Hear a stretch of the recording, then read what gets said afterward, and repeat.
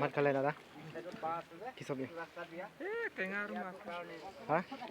টেঙা আৰু মাছ টেঙা আৰু মাছ টেঙা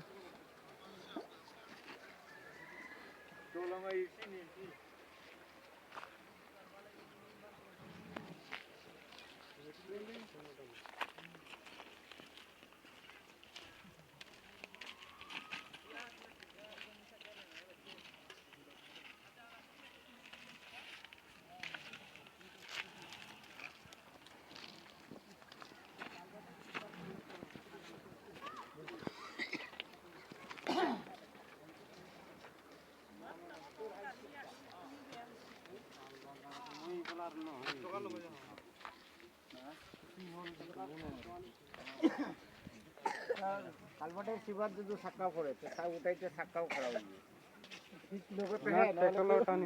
হয়ে যায়